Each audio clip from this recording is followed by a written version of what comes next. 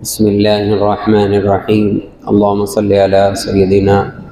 و مولانا محمد وبارک وسلم وصلی علیہ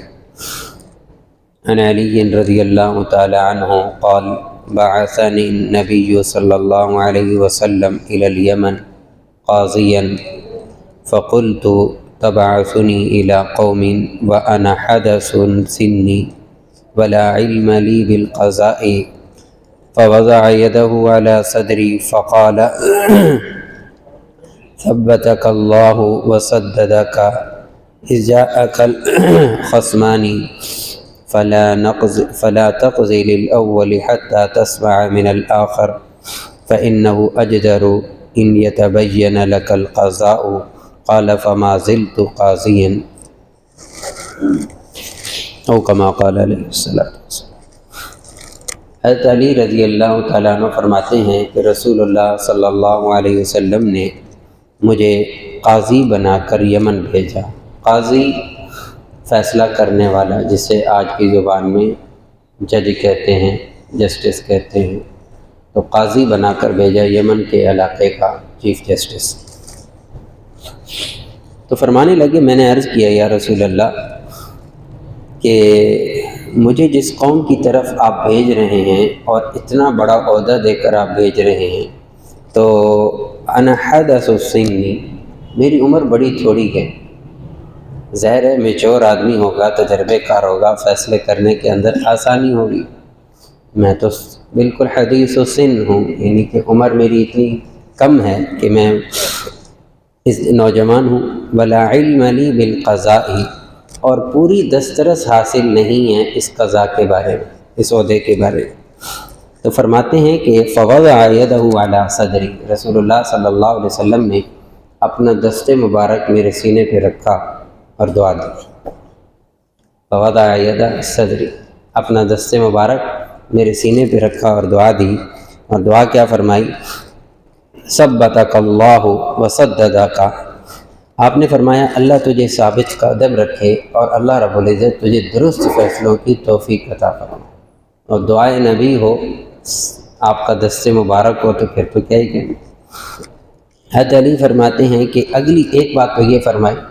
یہ نہیں فرمایا کہ اتنا ہی کافی ہے، نہیں، اگلی بات کیا ارشاد فرمائی کہ اذا جاءک الخصمان، جب تیرے پاس دو جھگڑا لے کر آئیں، یعنی کسی بات کا نزاع ہو گیا، فیصلہ کرنا ہے، تو جب دو بندے آپ کے پاس آئیں تو فلا تقضی للاول حتی تسمع من الآخر، نبی علیہ السلام نے فرمایا اس وقت تک فیصلہ نہ کرنا جب تک کہ دونوں کی بات نہ سنو۔ ایک کی بات سن کر کبھی فیصلہ نہ، ون سائیڈڈ میں یہ بہت زیادہ ہوتا ہے، خاص طور پر ہمارے ہاں آج کل آفس کے اندر بالکل ایسا ہی ہے، ایک کی سنتے ہیں پھر فیصلے سناتے ہیں۔ نہیں،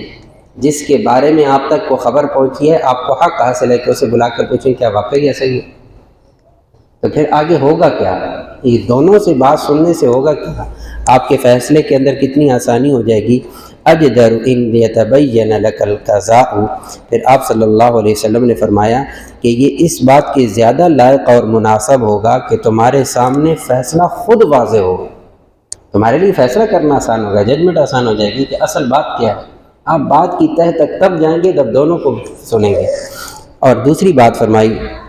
حضرت علی رضی اللہ تعالیٰ عنہ فرماتے ہیں کہ میں ہمیشہ اس نصیحت پر عمل کرتا رہا رسول اللہ صلی اللہ علیہ وسلم کی، تو کبھی بھی مجھے اس میں نقصان نہیں اٹھانا پڑا، فیصلہ کرتے ہوئے کبھی مجھے خطا نہیں۔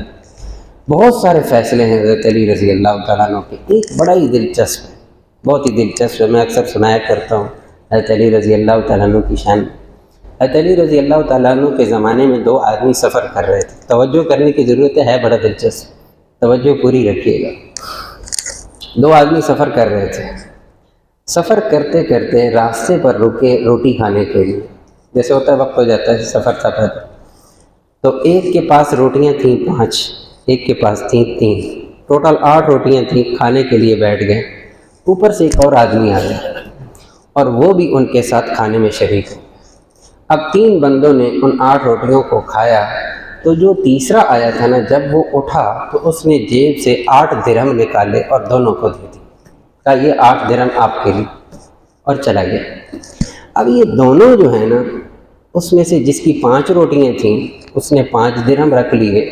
اور جس کی 3 تھیں اس کو 3 درہم دے دیے کہ تیری 3 روٹیاں تھیں، تیری 3 درہم، جو میرے پاس میری 5 تھی تو مجھے 5 درہم۔ اس نے کہا نہیں، یہ آدھا آدھا ہونا چاہیے، اس نے ہم دونوں کو دیے 8 درہم ہے، تو لہٰذا 4 تیرے 4 میرے، جھگڑا ہو گیا۔ اب یہ دونوں آئے حضرت علی رضی اللہ تعالیٰ عنہ کی خدمت۔ حضرت علی رضی اللہ تعالیٰ عنہ نے جس کو 3 درہم مل رہے تھے نا، اس کو فرمایا بھائی تم 3 درہم لے لو، یہ تمہارے حق میں بہتر ہے، اگر میں فیصلہ کروں گا نا تو 1 درہم ملے گا، اگر میں فیصلہ کروں گا تو تجھے 1 درہم ملے گا۔ اس نے کہا حضرت 1 درہم ملے گا کیسے، آپ فیصلہ کیسے کریں، مجھے آپ کے فیصلہ منظور ہے لیکن یہ 1 درہم مجھے کیسے ملے گا، میں تو 4 کا ہوں مطالبہ کر رہا ہوں اور دے مجھے 3 رہا ہے، آپ فرما رہے ہیں اگر میں فیصلہ کروں تو 1 ملے گا۔ اب وہ بات آپ کو حدیث کی یاد ہوگی، رسول اللہ صلی اللہ علیہ وسلم کی دعا، تو فرمایا دیکھو بات سنو، آپ بندے تھے 3، روٹیاں تھیں 8، ٹھیک ہے، تو اگر ہم آپ سب پر ان 8 روٹیوں کو تقسیم کریں تو یہ 24 ٹکڑے بنیں گے، یعنی ہر آدمی اپنے 24 ٹکڑے ٹوٹل بنیں گے، اور ہر آدمی پر ہم اس کو 3 پر تقسیم کریں تو 24 آسانی سے تقسیم ہو جائے گا کہ ہر ایک کے حصے میں 8 ٹکڑے آئیں گے روٹی کے، 8 آپ کے، 8 اس کے، 8 جس نے تمہیں درہم دیے، 8 اس کے ذمے میں آئے، ٹھیک ہو گیا؟ ٹھیک ہے، ایسا ہی بنتا ہے، یعنی 8 تو 24 ٹکڑے بن گئے۔ تو فرمایا دیکھو کہ جس کی 5 روٹیاں تھیں اس کی روٹی کے ٹکڑے کتنے بنے، کہا 15، اور جس کی 3 روٹیاں تھیں اس کے ٹکڑے کتنے بنے، 9، ایسے ہی بنا نا، تو 9 میں سے 8 تو کھا گیا، پیچھے کتنا بچا، 1، اور جس کے 15 ٹکڑے بنے اس کے بچے 7، ٹھیک ہے، لہٰذا دیانتاً قضاءً یہ ہے کہ 7 درہم ملنے چاہیے کیونکہ 7 ٹکڑے اس کے بچ رہے ہیں، اور 7 ٹکڑے بچے ہوئے تو اس بندے نے کھائے ہیں جس نے 8 درہم دیے ہیں، لہٰذا 7 درہم اسے ملنے چاہیے، تو یہ 1 درہم ملنا چاہیے کیونکہ تو اپنی روٹیوں کے 8 حصے کھا چکا ہے، 8 حصے کھا چکا ہے، اور 1 حصہ تیرا بچتا ہے، تجھے وہ ملنا چاہیے، لہٰذا یہ لے تیرا۔ یہ تھا وہ علم، یہ تھا وہ مقام، یہ تھا وہ مرتبہ کس کا، سید الاعلیٰ اور امیر المومنین سیدنا علی المرتضیٰ رضی اللہ تعالیٰ عنہ کا، جن کے مقامات اور مرتبہ اس سے بڑھ کر کیا ہو سکتا ہے کہ رسول اللہ صلی اللہ علیہ وسلم کے داماد بھی ہیں، آپ کے قریبی عزیز بھی ہیں۔ ابھی صحیح جو روایت ملتی ہے وہ یہ ملتی ہے کہ 17 تاریخ کو ان کو زخم لگا، یعنی کہ ان پر حملہ ہوا، اور 18 رمضان المبارک کو ان کی شہادت ہوئی ہے۔ اللہ رب العزت ہمیں ان سے محبت نصیب فرمائے۔ سبحان اللہ وبحمدہ، سبحانک اللہم وبحمدک، نشہد ان لا الہ الا انت، نستغفرک ونتوب الیک۔ سبحان ربک رب العزۃ عما یصفون، وسلام علی المرسلین، والحمد